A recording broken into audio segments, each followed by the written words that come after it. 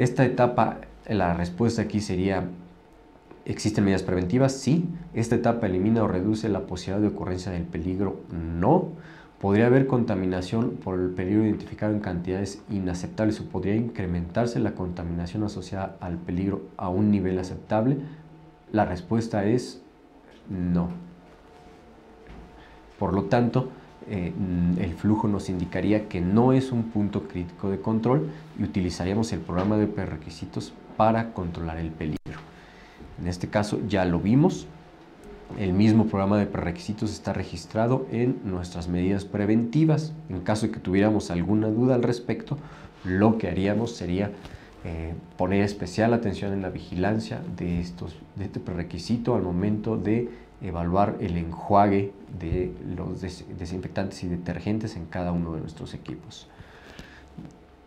Por lo tanto, esta etapa no se considera un punto crítico de control.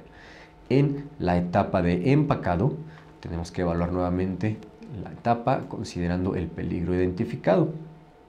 El peligro identificado es un peligro físico, nuevamente, fragmentos de metal, que es el ejemplo que estamos siguiendo, y vamos a hacernos las preguntas de manera didáctica.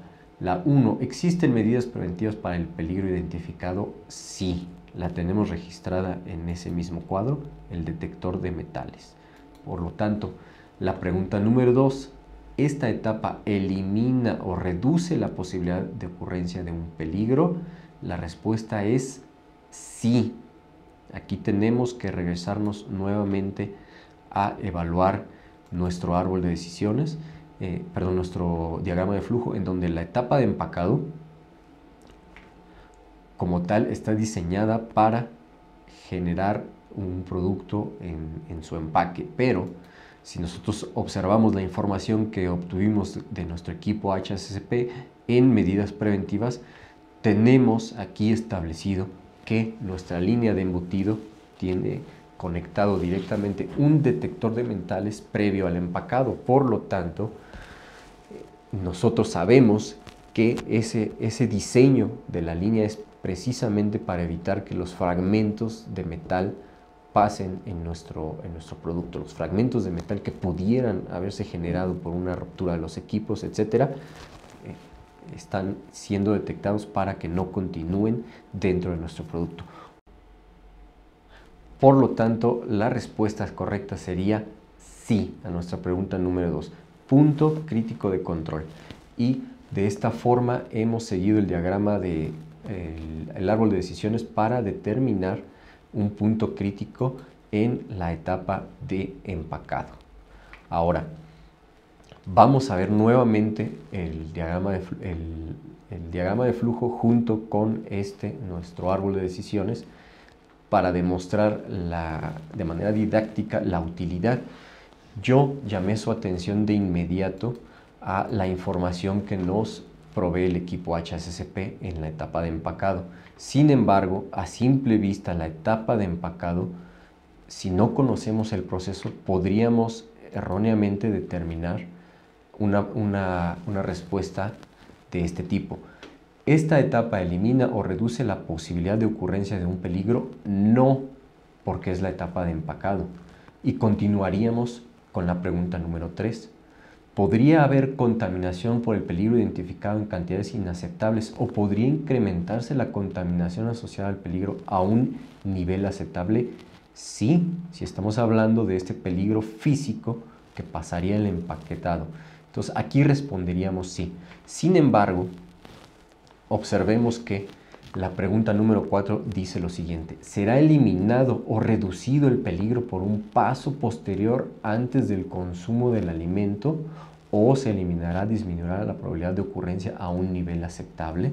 Aquí podríamos nosotros responder no en el caso siguiente, en el caso en que nuestro diagrama de flujo fuera tal y cual lo tenemos aquí, en donde no tenemos implementado un detector de metales. Por lo tanto, ¿qué sucedería en este caso hipotético? En este caso lo que tendríamos que hacer es modificar nuestro proceso. Si nuestro proceso no incluye este detector de metales, este es el momento para que mediante el resultado que obtuvimos de la evaluación, de la ejecución de nuestro plan HACCP, tomemos una decisión como equipo y se modifique el diagrama de flujo agregando este detector de metales. ¿Por qué? Porque la respuesta a la pregunta 4 sería: ¿será eliminado o reducido el peligro en un paso posterior? No, en caso de que no tengamos establecido aquí el detector de metales. Y continuando con el mismo ejemplo, entonces la respuesta correcta en este caso también sería la que obtuvimos en la pregunta número 2, porque ¿será eliminado o reducido el peligro en un paso posterior a niveles aceptables, etcétera?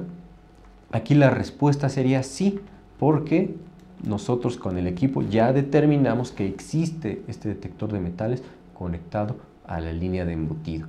Por lo tanto, pueden ver de manera más didáctica la utilidad y la importancia que tiene este árbol de decisiones. De una forma o de otra nos guía siempre a obtener la respuesta correcta.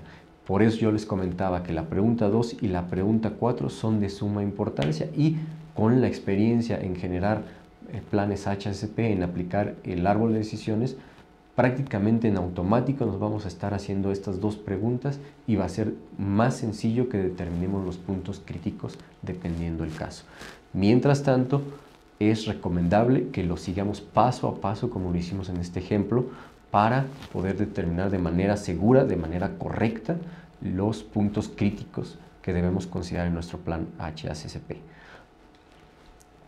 Retomando el ejemplo, fragmentos de metal en esta etapa no determinan un punto crítico. El peligro químico tampoco nos está determinando después de utilizar el árbol de decisiones. Sin embargo, continuando el análisis y llegando a la etapa de empacado, los fragmentos de metal sí nos determinan el punto crítico de control. Entonces lo establecemos y continuaríamos con nuestro sistema HACCP en el punto número 3, en el principio número 3, para establecer los límites críticos. En este caso, lo que nosotros necesitamos hacer en primer lugar es conocer la definición del límite crítico. El límite crítico es el valor máximo o mínimo de tipo físico, biológico o químico que debemos controlar y se aplica a un punto crítico de control para eliminar, reducir a un nivel aceptable la ocurrencia del peligro. Tengamos en mente, es un valor máximo o mínimo que se va a controlar y se aplica sobre un punto crítico de control, sobre una etapa específica de nuestro proceso, para que nosotros podamos mantener bajo control nuestros puntos críticos. Una vez sabiendo esto, tenemos que estar conscientes de que los límites críticos nos sirven para saber si el punto crítico está dentro o fuera de control de manera muy sencilla. Es un valor máximo o mínimo que se controla en una etapa específica, es decir, en un punto crítico de control, para prevenir, eliminar o reducir a un nivel aceptable la presencia del peligro. Si lo vemos de manera aún más sencilla, entonces estamos hablando de un criterio que separa la admisibilidad de la inadmisibilidad, de acuerdo con el Códex Alimentarios. Y tenemos diferentes tipos de límites críticos. Recuerden que son factores físicos que vamos a controlar. Puede ser la temperatura, puede ser la humedad, el tiempo, el peso, la actividad de agua, dependiendo de qué tipo de productos nosotros estemos manejando. En el caso de productos que llevan una cocción, generalmente ahí se encuentra el punto crítico y es la temperatura lo que tendríamos que controlar. En el caso de productos diferentes, como los productos madurados, es otro factor el que estamos controlando ahí. Generalmente es humedad, es tiempo, es pH, que va reduciendo el crecimiento de los agentes patógenos. Entonces, la actividad de agua también es muy importante en este tipo de productos. En otros, como las carnes secas, los productos secos, también lo es. El peso puede llegar a ayudarnos en el caso de que sean ingredientes agregados. Si nosotros controlamos el peso exacto y la dosificación, estamos teniendo bajo control nuestro límite crítico. Y debemos considerar también ¿Cómo vamos a medir nuestros límites críticos? Es decir, se recomienda preferentemente que sean cuantitativos, es decir, un número. Si estamos hablando de temperatura, son grados exactos. Si estamos hablando de actividad de agua, también es un número exacto de actividad de agua en donde se debe de mantener el producto para eliminar los peligros. Sin embargo, si estamos hablando, por ejemplo, con la salchicha y el detector de metales, este ejemplo de límite crítico no es cuantitativo como tal, es presencia o ausencia. Sin embargo, esto es suficiente para que nosotros podamos determinar y mantener bajo control nuestro punto crítico, nuestro límite crítico. Entonces, tenemos que considerar también qué se va a controlar con base al peligro. Por ejemplo, nuevamente, en el caso de los metales. En los metales no queremos que esté presente, ya no es tan importante sus cantidades, ¿no? Sencillamente no debe estar presente porque con uno es suficiente para causarle daño al consumidor. Y en tercer término tendríamos que considerar también la dificultad para medir y cómo se mide cada uno de estos límites críticos. Poníamos también el ejemplo de los equipos automáticos en donde se hace la cocción y en ese caso hay que saber cómo se va a medir. Si el equipo lo hace de manera automática, habrá que tomar otras medidas. Si no se hace de manera automática, nosotros tendríamos que hacer la medición directa en el producto al momento de la cocción. Entonces, todo esto lo vamos a determinar junto con nuestro equipo HACCP dependiendo de la tecnificación que tengamos dentro de nuestros procesos. Muy bien, vamos al principio número 4, determinar procedimientos de monitoreo. En este momento ya tenemos el elaborado de nuestro análisis de peligros, hicimos la lista de peligros, nuestra evaluación, logramos determinar qué etapas son puntos críticos de control con base en el uso del árbol de decisiones y para cada punto crítico de control ya tendríamos que haber diseñado cuáles serían los límites críticos que vamos a controlar para mantener nuestros peligros bajo control. Una vez que tenemos estos primeros 3 puntos perfectamente determinados para el HACCP, podemos pasar a una etapa que consiste en generar procedimientos. En este caso estamos hablando de procedimientos de monitoreo. El monitoreo, como yo les había comentado anteriormente, no es otra cosa más que la vigilancia de todo lo que ya hemos elaborado hasta este momento. Entonces, vamos a conocer el sistema de monitoreo. Está compuesto por la etapa que nosotros tenemos que controlar, que ha sido determinada como punto crítico de control, y el límite crítico de control, es decir, los dos principios anteriores del HACCP llevados a la práctica. Nuestro monitoreo, nuevamente ya lo hemos recalcado, son vigilancias, son observaciones de este límite crítico, del factor que nosotros tenemos que controlar para mantener la calidad de inocuidad de nuestro producto. Tenemos que prevenir que se pierda el control de un punto crítico mediante este sistema de monitoreo.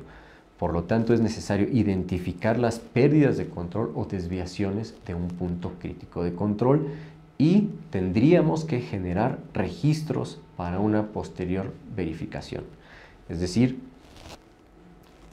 con esto nosotros generamos un procedimiento que tenga perfectamente bien establecido cada uno de estos puntos. Prevenir la pérdida de control, identificar las pérdidas o las desviaciones de control, es decir, en qué momento vamos a determinar esto y generar un registro que nos sirva más adelante como evidencia de la ejecución y para tomar decisiones. El monitoreo, la vigilancia que nosotros hacemos de estos límites críticos, lo vamos a hacer en tiempo real. Por ejemplo, en el caso de una cocción rudimentaria que platicamos hace un momento, en tiempo real tendríamos que acercarnos, tomar la temperatura y observar que se alcance. Una vez que se alcanza, tendríamos que determinar cuánto tiempo nos marca el límite crítico que se debe mantener y tomar tanto la temperatura como el tiempo para garantizar que se está cumpliendo. Por lo tanto, lo tenemos que hacer durante el proceso, en la línea del proceso, en los diferentes puntos en donde tengamos determinados puntos críticos de control. También el monitoreo se puede hacer de manera continua y discontinua. En el caso de baja tecnificación, en donde nosotros tenemos que ir a verificar la temperatura, podríamos estar hablando de una manera discontinua. Cada que se procese un lote, se acerca a uno, se toma la temperatura y se obtiene la lectura.